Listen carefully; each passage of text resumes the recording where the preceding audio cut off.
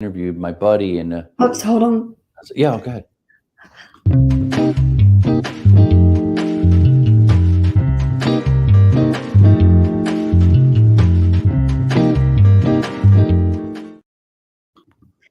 Good morning. It's Monday morning, and thankfully the heat has broken. It is gorgeous here. I was actually almost cold this morning when I went out for my ride. I am Ann Brennan. This is ASMM Digital Small Business Connections, and we're the podcast for entrepreneurs by entrepreneurs. But in a few short weeks, when you come back, we will be marketing moms, and we're going to really dig into marketing and what you should know for your small business.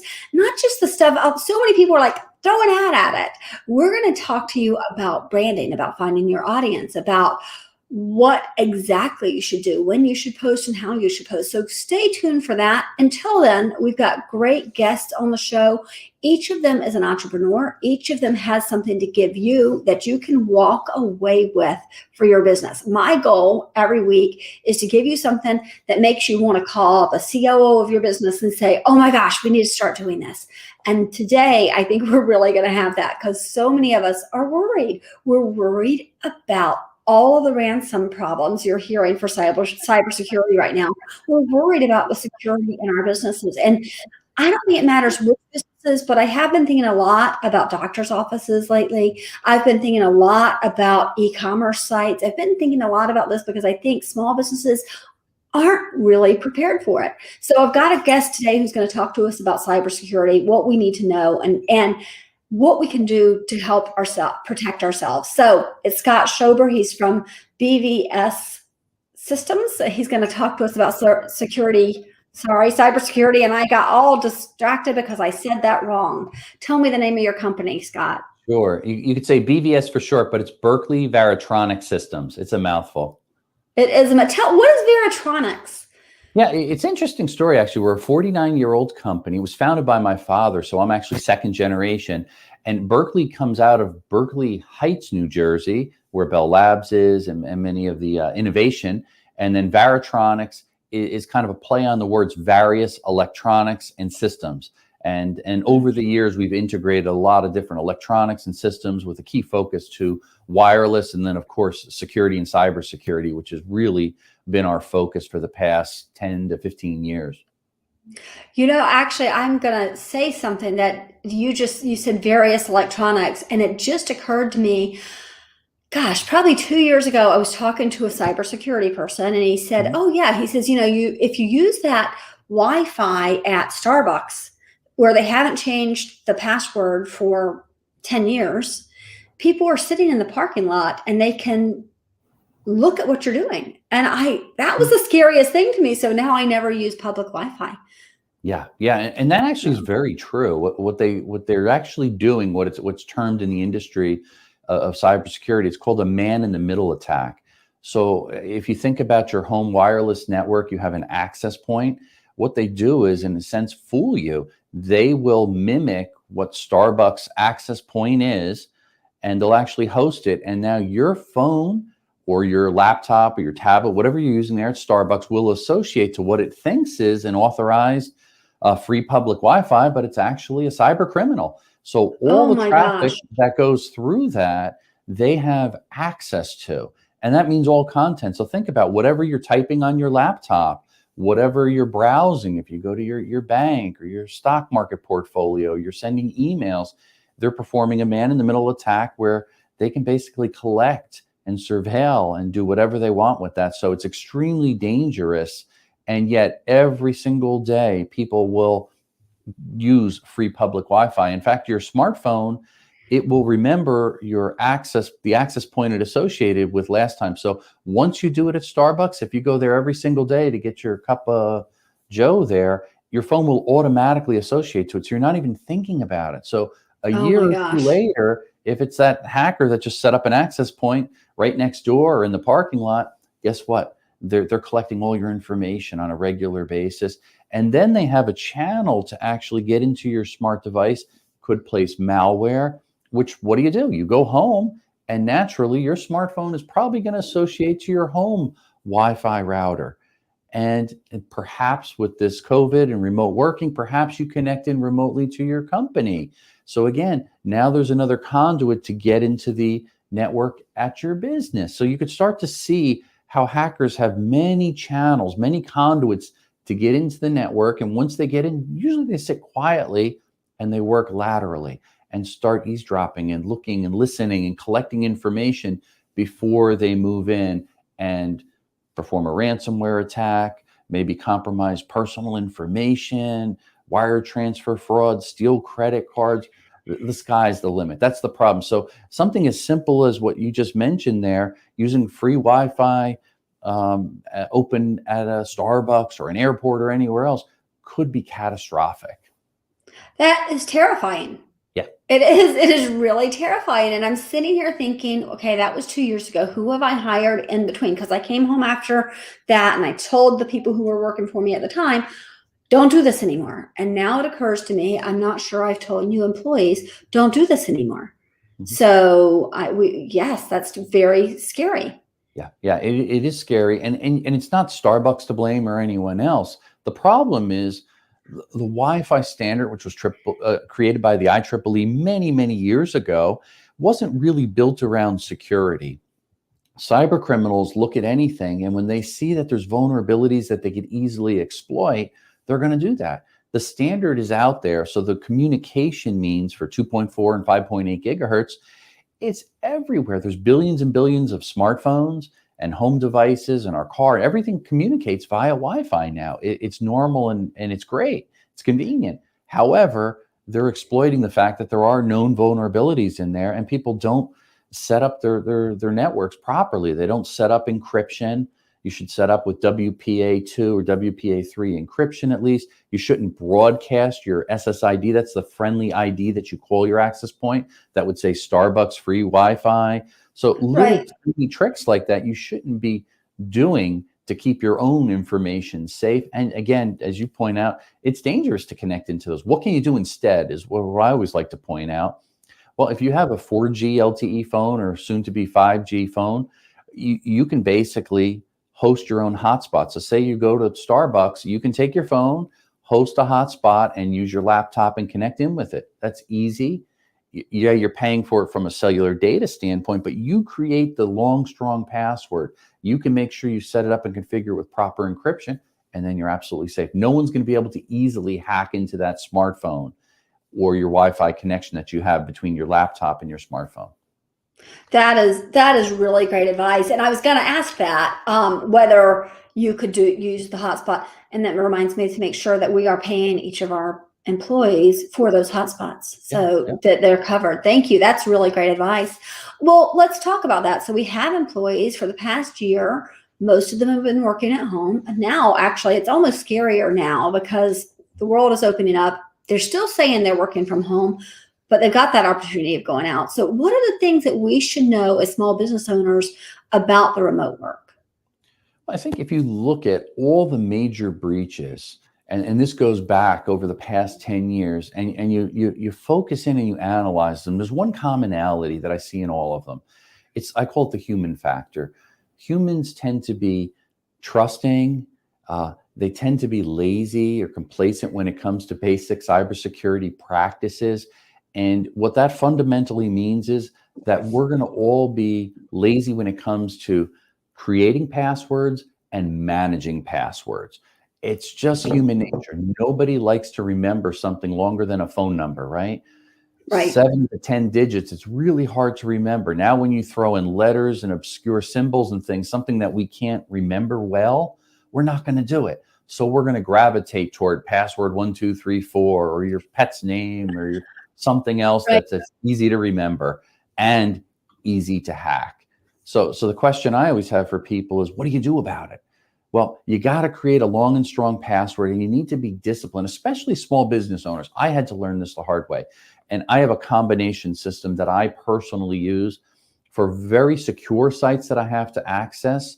I actually write them down. It sounds old-fashioned. It sounds cryptic. It is. But I write them down. I keep them in a little notebook that's locked in a safe, locked in an office, locked in a building with cameras and alarms and everything else. So what do? I approach it by old school technology, writing it pen and paper, but I use layers of security. It's really hard to break through those layers of security to have access to my passwords. Now, Right. when I'm traveling and I need to have access to passwords that are not the same level of security, I use a password manager, Dashlane for myself. I find that very effective. It's good. And there are many good password managers out there. And all you have to remember is that one really long, strong master password to get access to all of your passwords. I'm managing over 200 passwords. You just can't remember them all, and you can't write them all down on sticky notes and keep them in books. That's just bad cyber hygiene. So I really encourage people to investigate, do your research, and get a good password manager and implement it today. You can get rid of all Yes. those sticky notes and other things. And then really the next aspect that's probably one of the most important is never, ever, ever reuse the same password across multiple sites. So if I'm logging into Facebook today and I say, well, I've got nothing to hide on there, and I use Scott Schober as my username and password 1234, but now I get lazy and I use that same password for my bank account and other things, that is a no-no. And still, more than 50% of all small business users are reusing the same password across multiple sites. That is a big, big problem that needs to be addressed. And then finally, regarding passwords, which is a subject that's near and dear to me, and I can't stand passwords, but I have to talk about them all the time. Use multi-factor authentication. In other words, add another layer of security in there, because what happens? Otherwise, you're trading convenience for security or security for convenience. I'd rather take a little bit more time, add that additional layer of security in there with multi-factor authentication to make sure I'm not going to be the victim of a breach, no matter where I'm accessing, especially on those free email programs, the Gmail and Yahoo email and all those other things. You're giving away something. You're consciously giving away. When you use free email, you're giving them, whether you realize it or not, the access to the content and your contacts inside of that email. That's a concern for small business owners. Absolutely. Yeah. And that's a good point. It's something most people don't think about. We see a lot of people who use, especially small business owners, Gmail and Yahoo. I had one use Hotmail the other day. I did not even know it was still around, which complete surprise for me. So, but yeah, I think it is one of the things that I say to people about the password vaults is, at the very least, it takes the stress out. Right? Because people get so worked. You watched it. You ask a business owner for their password for something, and they get this panicked look on their face, like they're never going to remember it. Unfortunately, they do remember it, usually because they've used the same password over and over again. Oh yeah, yeah, it's huge. And when I present, and I present often to mostly security crowds, and I would think that they would know better than anyone else. And I usually pose that question. I said, hey, let's get an honest survey here. Raise your hand if you reuse your password across more than one login site when you're logging into bank and this and that, Facebook. And usually more than half the audience sheepishly kind of does this and looks around to see if they're going to be identified. What does that tell you? If people that are in the business know the risks, these are cybersecurity practitioners and researchers and experts, and they're not doing it, how's the average business owner going to do it and be disciplined enough to do it? Well, exactly. It just doesn't make sense. So something has to be fixed with the system. But until that happens, there are best practices that I think all business owners should do. I learned the hard way.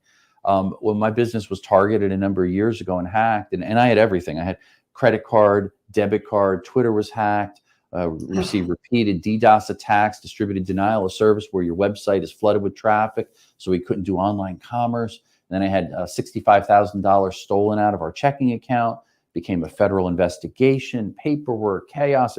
What did I learn? I learned passwords are the fundamental thing that usually is the problem.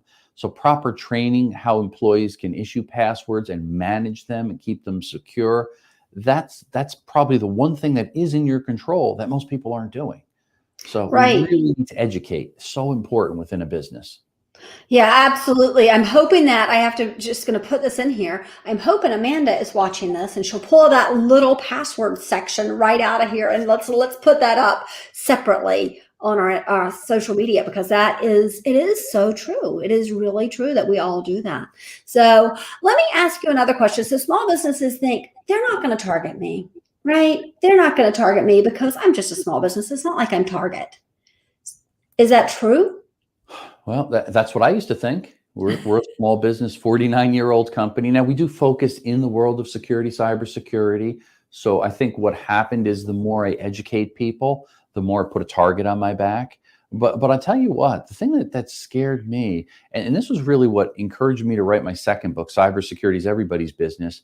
At one point, I started to get a lot of phone calls from other business owners and business colleagues that I had over the years. And they're saying, Scott, I got this strange malware on my computer. One of the employees clicked on a phishing attack.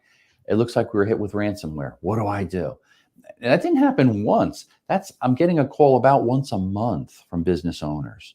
And in Right. fact, in the US, there's over 4,000 reported ransomware cases each day. Oh my gosh. Scary. Yeah, That's is scary. exploding like this. And if you look at the stats, at the amount of ransom a couple of years ago, I think it was 2018, on average, it would be, a few $1,000s in ransom they would get away with, upwards of about $5,000. Today in 2021, if you average out the small and high payouts for ransomware, it's about $200,000. That is a Wow. huge increase in just a couple years. And why? Because cyber criminals realize once they get into a small business, medium-sized business, large business, doesn't matter. They're going to ask for as much as they can. And if people keep paying it, it's going to up the ante. And they're greedy. Right. They're in Right. a sense, they're in business to steal our money. So they're going to try to, take as much as they can. And it looks like they're successful, especially when we see some of these payouts. A recent payout, the record payout for ransomware in the US so far is $40 million to an undisclosed Who was company. this? Undisclosed. I don't Oh, know. undisclosed. Okay. So it was probably a very large company. And they said, our data, whatever it is, it could be IP, it could be personal information, it could be whatever, is so valuable, we're willing to pay $40 million in cryptocurrency just to get the decryption keys back so we can have access to our data and restore things. That to me is Right. scary. That sends a bad signal to the business community.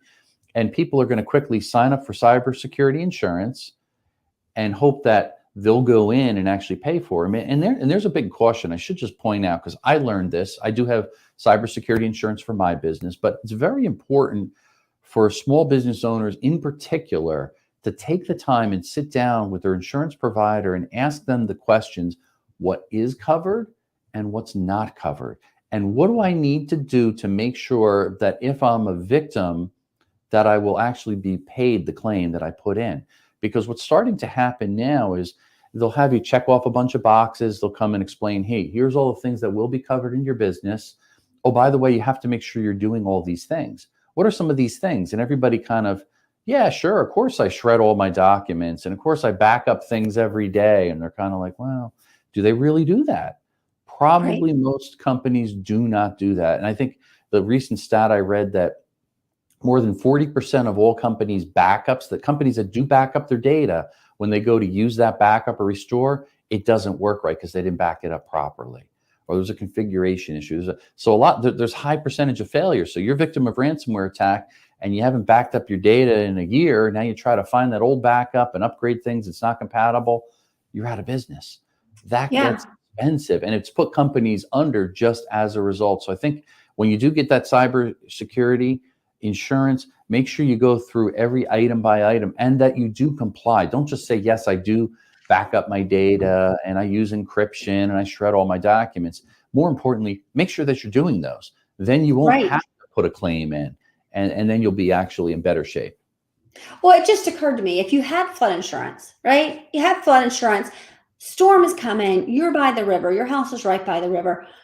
You're at the very least going to put sandbags in front of your house. Mm-hmm. Yeah. So are you putting sandbags in front of your business? Are you putting sandbags in front of your data? So my question then is, I have an IT company who I hire, who works with my IT, but will they naturally make sure that I'm protected? Or is that something I should be asking? I think the answer is probably yes. And I back up a step further and ask, why are you using or outsourcing IT? Probably because you don't have the expertise internally to do it. So to me, that's a better business decision to outsource it, to bring an expert in if that's needed, to set up your computer networks, your email, install, the proper security where need be, physical and cyber. What I do recommend for small business owners to consider, depending upon the size of their business, and again, what do you have? What are your crown jewels? What are you protecting? You get what's called a penetration test or vulnerability assessment. And that's where a third party will come into your company and they'll actually look at everything and they'll try to actively hack in when they're doing a penetration test. So they're going to try to get into your computers, into your network. They're going to try to siphon and steal information. But since you're paying them, they're going to actually sit down with you afterwards and say, okay, Ann, I wanted to sit down and share with you. Here's how we hacked into your computer network. Here's what we were able to steal. Here's where the vulnerabilities are. Now, most important, here's the 3 things, the 10 things, whatever, that you need to do to shore up your company to make sure it's secure from a cybersecurity standpoint, so you won't be a victim of a hack. And that's a great idea. Valuable. It's not that expensive. Takes time. It's probably more embarrassing, to be honest. And that's what people are always a little shy. They don't want to tell people, well, we don't properly handle our credit card and destruction, or we don't destroy hard drives properly. We don't recycle batteries properly. We don't, have things encrypted properly, but it's going to force you to do it. So that's sometimes you need to hear the hard talk and somebody to come in and say, hey, you're not doing this right. You're going to be a victim. Absolutely. You're going to be a stat unless you start doing these things. And I think that's what's really important. So take the initiative. And the fact that it used to be more of a IT problem, that's changed. And again, that's why I was mentioning I wrote my second book. It's now everybody's business. It's part of your business as a small business owner to be worried about having your business compromised, from being the next stat where you're a victim of ransomware attack. Absolutely. So I'm going to share an inner secret for our family. We do a lot of movie quotes in our family. One of the quotes that we say a lot is, "Ooh, they died of shame." Because there was a movie, it's a horrible movie. It doesn't matter though. It was a horrible movie, but it was about this bear. And they said, why do most people die in the woods? And he says, they die of shame. Well, same thing. We're so afraid of, whether it's our IT or our accounting, we're so afraid of showing people what we're doing, and that we're not, even though we know we're not doing well, we don't want to show up the experts because we don't want to be embarrassed. Well, then we're going to die of shame. We're going to have a cybersecurity attack of shame, right? So you don't want that. I like that you mentioned that, because it is so important that we think about it. Yeah. And I think it's so true. And I'll be 100% honest, full disclosure. When my company was targeted and hacked a number of years ago, I didn't want to tell anybody. I said, who's going to want to buy from a company? They focused on security and cybersecurity and wireless expertise, and they were a victim. And what happened, I was actually in New York City at the time. I remember coming off of an interview with a Bloomberg, and I was sitting down to have a bite, and my mobile phone rang. I picked it up. It was Associated Press. And they said, hey, we heard that your company was hacked. We want to do a story on this. Would you go on the record and confirm this? And I'm sitting there thinking, oh, no, I must look like an idiot. This is going to affect our business. And then I said, well, wait a second. I said, can I just verify that if I share this with you, I want to share you what happened, my mistakes, but I want to also share some of the things that I learned in the process, so other small business owners will not go through the same problem that I went through. If you're honest and stick to that story, I'll go on the record and do it. So I did. I shared the story, and it really took off. And hence, that's why I wrote the book, Hacked Again, to share with small business owners all the misgivings and misfortunes that I had, but what I learned in the process. And I think the part that I learned is what's really important for me to keep my company secure, but also sharing that information, helping other small business owners know that you don't have to spend a lot of money. You do have to spend money in the right areas, but you also have to do the basics, the best practices. And that's really what's fundamentally wrong with the majority of small businesses and large businesses throughout America. They're not implementing the best practices, strategies that really don't cost us much. It's just we have to kind of get into that discipline to do them. Once we implement and do it, it's not that hard to do. It just takes time. Right. Yeah, absolutely. Absolutely. And you're right. And you said it before. Most people are reusing the same passwords over and over. I think my husband has passwords that he's been using for 25 years.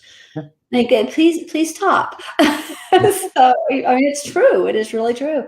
All right. I want to move on to something that happens a lot. It happens, gosh, I probably hear about it once a week from friends who say, oh, my credit card number was stolen at a gas station. How do we avoid that? Yeah, well, huge problem, first of all. In fact, it's a multi-billion-dollar criminal enterprise that's targeting just the United States. And it's probably good to understand, why does it keep happening? Well, first and foremost, take your credit card out of your wallet or your purse and look at the back of it. Do you have a mag stripe on it? And 99.9% of everybody in the US is going to say, well, yeah, but I have chip and pin, Scott, so I'm secure. Stop. Because you got to think about this. How are they taking your credit card information? It's off the mag stripe. So when your card gets inserted, either by the attendant or yourself to pay gas, when that goes into the credit card reader, there's a second read head that's put in there that will read the CVV information. All that information, your credit card number, expiration date, so on and so forth, on your credit card. They'll still allow the transaction to go through. You pump your gas, you pay the bill, and you move on. Unbeknownst to you, they got a copy of your credit card. So that's what we need to realize. The question probably that's in everybody's head was, well, wait a second, how do you get a second read head inside of a gas pump? You know, the story gets even better. There's about 6 keys throughout the United States, generic keys, that open up the majority, 80+% of all gas pumps. Oh my gosh. Why the heck would you do that? It's kind of like having a generic key on everybody's house. That's exactly what it's like. Well, that's because when the tanker truck backs up and there's a problem, he has to get into the machine. When somebody has to load paper in the machine and it jams for printing out the credit card receipt. When national weights and measures come in and has to make sure that the machine is accurately dispensing the right amount that correlates to what the transaction says on the screen. When the attendant is there or he changed shifts. So many people need to access machines that have these generic keys. I can go on eBay for $15 and buy 6 of these keys. And I can have access to more than 80% of all the gas pumps across the nation. So once I have this magic key, I can go up to any gas pump. I'll usually, if I was a cyber criminal, I'm speaking hypothetically, I would go in at night, open the machine up, and I would take what's called a Bluetooth skimmer. And I would stick that inside the rat's nest of wires, and conveniently on top of where the point of sale terminal, where it reads the credit card, the mag stripe, I plug into a Molex connector. I close the door. It takes me 15 seconds to do that. I'm in business. So I place this Bluetooth skimmer one time inside the machine, and you could buy them on the dark web for anywhere. I've seen them from $600 to about $1,300 for a Bluetooth skimmer. It probably costs in parts about $20 to actually make it, but they're sold by these cyber criminal gangs. The beauty of it is, from a criminal's perspective, you go to the crime scene once, you place your device, 15 seconds, and you're gone. That's scary, because now really they simply drive up in a car 75 feet away with a laptop, and now they can download hundreds of stolen credit cards each and every day from each and every pump. But the customer never knows it. And then a week later, a month later, a year later, they say, what happened? My credit card was compromised. Why? Because the cyber criminals taking those credit cards, and they usually get a few hundred per day per pump. So now you're talking thousands or 10,000s over the course of a couple of weeks. They put them into a database and they sell them on the dark web, and they may get 50 cents to $1 per stolen credit card that other cyber criminals will now use and go buy merchandise on the web or whatever the case may be. They also oftentimes will burn a fresh credit card. And the scam that's going around, and this kind of shows you how organized it is. Cyber thief puts Bluetooth skimmer into the gas pump, and now what they'll do is they'll come back later on with your stolen credit card burned on a fresh card, they call it.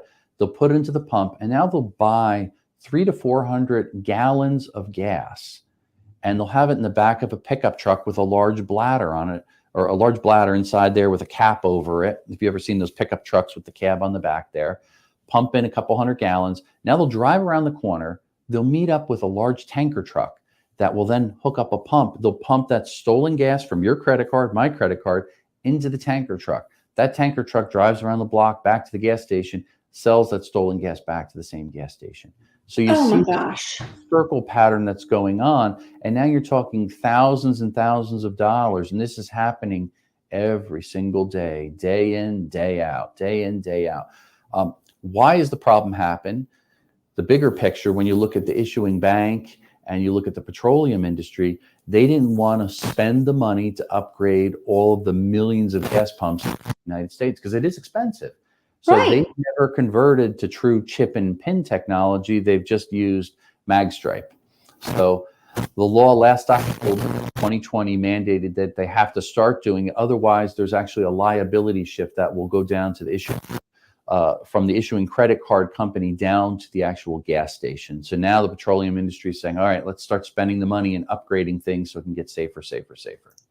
Big All news. right. So the tip, I guess, is to first of all pay attention to which gas stations you're stopping at and make sure they have I'm guessing the tap technology is the best technology because you're not putting it into that magnet.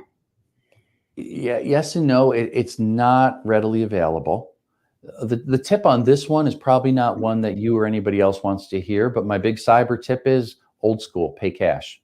Cash is king at the pump. You can't get scammed. Since you can't look in that pump, you can't see if there's a second read head easily. It's difficult. Right. We've actually developed tools that can determine if there is a Bluetooth skimmer inside the pump. We have a direction finding tool that actually hunts it down. And then we have a physical tool we stick down the neck of the gas pump. It's called Skim Scan.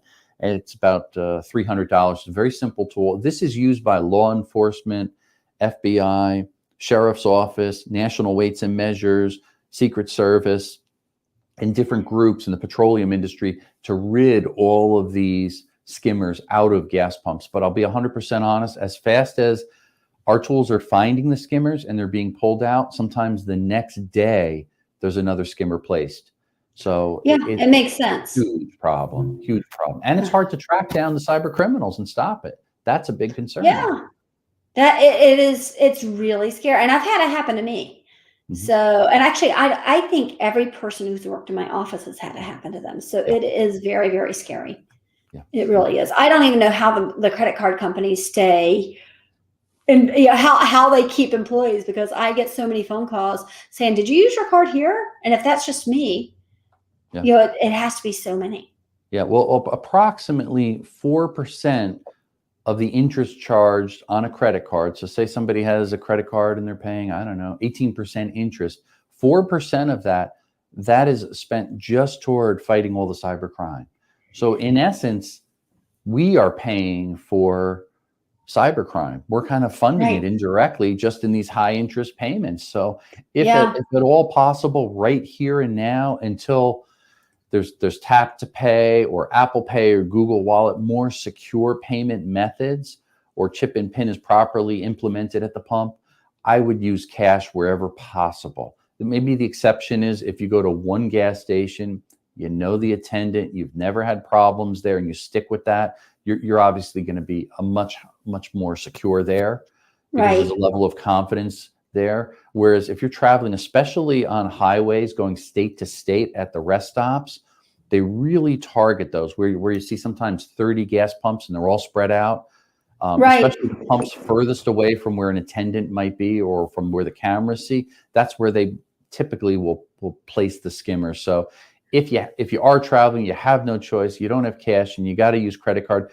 use the pumps that are closest to the cameras and the attendant to minimize the risk. But it's still a risk. You just got to weigh that in. Still a risk. Yeah. Well, thank you for that. That was really, really helpful. And it explained something I just didn't know. So I really appreciate that. All right. Tell people they can reach you at bvsystems.com. Yeah. How else might they find you? I also have a website that I focus more on some of the cybersecurity tips, and I post that on there. You could freely download it. There's a series of blogs. There's 1,000+ videos I've got up there. All of that you can download for free. And that's simply my name, scottschober.com. They can go there. And I do actually respond as a real person, not a bot or anything else. You can go there. And if you have a question and you need some advice, I'm happy to share that. I don't charge any money for that. And I do get people pretty much daily now that will reach out to me and ask me questions. And what product do I use here? What do I recommend for this or that?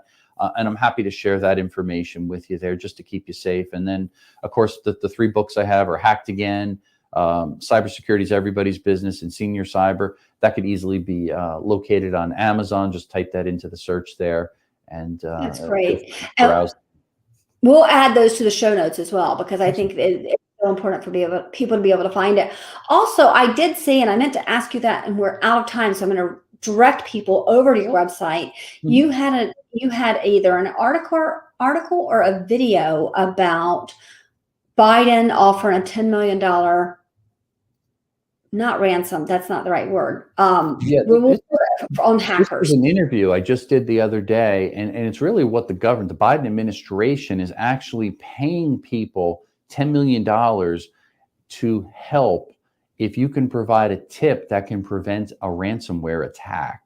So it's kind of like, I likened it to a bug bounty in a sense where, big tech giants will pay you if you find vulnerabilities. The government's kind of doing that and saying, hey, if you could find cyber criminals that are lurking in the dark web or doing things that are wrong, and you could report it to law enforcement and the government, you're going to get up to $10 million in a reward. So it's kind of a backwards thinking a little bit, but I think it's kind of neat because what they're trying to do is bring together public and private together so there's communication between the government and the private sector. So small business owners, listen to that. That's important for you to not only report if you're a victim of any cyber crime.